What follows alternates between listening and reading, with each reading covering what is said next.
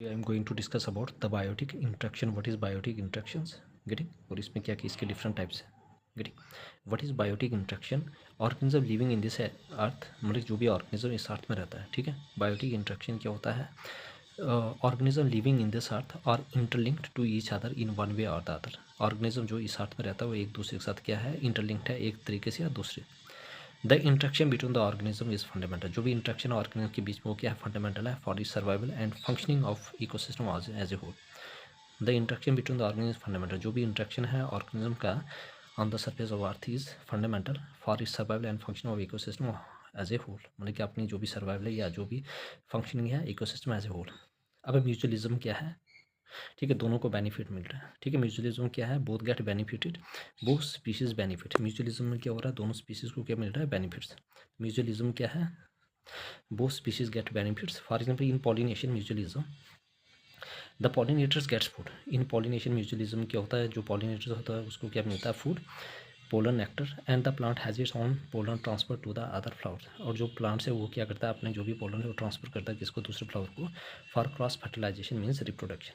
Getting. तो mutualism में क्या होता है, दोनों को बेनिफिट मिल रहा है. प्लस और प्लस मीन्स दोनों बोथ गेट बेनिफिट. गेटिंग. तो both species benefit. Mutualism mutual mean दोनों को मिल रहा है, ठीक है. Both species benefit in pollination mutualism. For example the pollinators gets food या पोलन या नेक्टर, ठीक है. पॉलिनेटर को क्या मिल रहा है, फूड या नेक्टर. गेटिंग. पोलन मिल रहा है. And the plant has its pollen transfer to the other flower. और जो प्लांट है वो क्या कर रहा है, अपने जो भी पोलन है वो ट्रांसफर कर रहा है दूसरे फ्लावर में. किस वजह से, cross pollination, for cross pollination के लिए, reproduction. Next one is commensalism. Commensalism क्या होता है, one is benefited and other is unaffected. Getting. एक को बेनिफिट मिल रहा है, दूसरे को कोई इफेक्ट नहीं हो रहा है, पड़ रहा है. गेटिंग. कॉमन्सलिज्म में क्या होता है, वन स्पीशीज बेनिफिट्स, एक स्पीशीज को बेनिफिट्स मिल रहा है and the other is unaffected, और दूसरा जो है वो अनइफेक्टेड है. याद रखना है, कॉमन्सलिज्म क्या होता है, वन स्पीशीज बेनिफिट, एक स्पीशीज को क्या मिल रहा है, benefits, and the other is unaffected. In case of commensalism one species benefit, एक स्पीशीज को क्या मिल रहा है, benefits, and the other is unaffected, और जो दूसरी स्पीशीज है उसको कोई भी फर्क नहीं पड़ रहा है, ठीक है. प्लस और zero. Getting. Means unaffected, zero. जैसे हमारे पास काउडंग है, cow dungs provides food and shelter to dung beetles. याद रखना, काउडंग क्या प्रोवाइड करता है, food and shelter to dung beetles. The beetle has no effect on the cows. और जो बैटल है, ठीक है, उनका कोई भी इफेक्ट नहीं पड़ता है काउस के ऊपर. गेटिंग. तो काउडंग्स क्या प्रोवाइड करता है, food and shelter to dung beetles. याद रखना, जो हमारे पास काउडंग्स है वो क्या प्रोवाइड करता है, food and shelter. Cow and dung provide food and shelter to dung beetle. The beetles have no effect on the cows. Next one is competition. Competition means मतलब कि दोनों को compete करना पड़ेगा, मीन्स दोनों के लिए शॉर्टेज है किसी चीज़ की, ठीक है. मीन्स दोनों get harmed. Getting. Both species are harmed by the interaction. दोनों स्पीसीज को हार्म है किसकी वजह से, इंट्रैक्शन की. If two species eat the same food. अगर दोनों स्पीसीज क्या कर रहा है, सेम फूड खा रहा है, and there is enough food and there is not enough for both. अगर दोनों के लिए एनफ नहीं है, both may have access to less food than they would if one alone. They both suffer a shortage of food. और दोनों को क्या होती है, शॉर्टेज होती है फूड की. गेटिंग. तो both species are harm by the interaction. दोनों जो स्पीशीज है उसको हार्म होती है interaction. Even two species eat the same food and there are not enough food for both. इसीलिए दोनों के बीच में क्या होता है, कंपटीशन होती है. याद रखना. तो इसका मतलब कंपटीशन में क्या होता है, दोनों का के लिए हार्म होता है. Getting. Both species harmed by the interaction. Both species are harmed by the interaction. That is competition. Getting. I hope everybody clear. Mutualism दोनों को बेनिफिट मिल रहा है.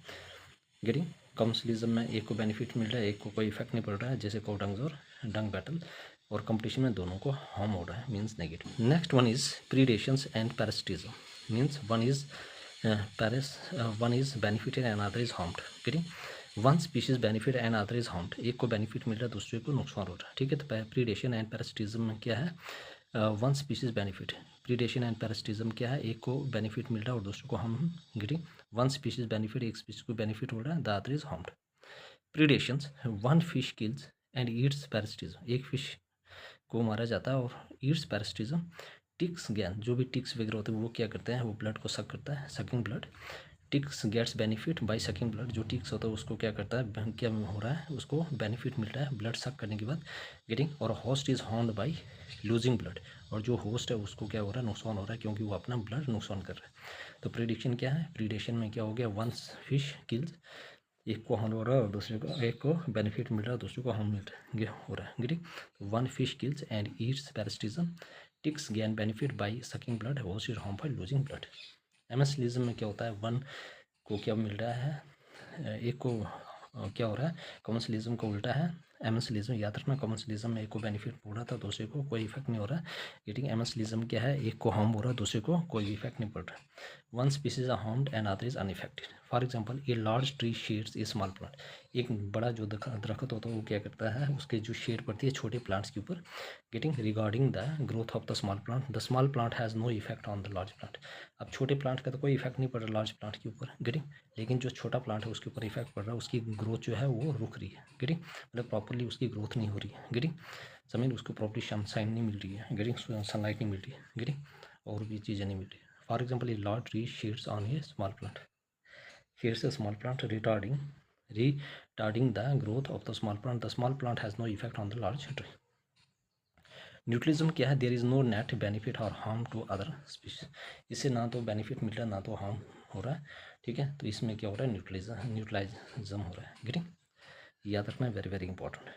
गेटिंग, प्रीडेशंस एंड पैरासिटिज्म क्या है, one is benefit and other is harmed.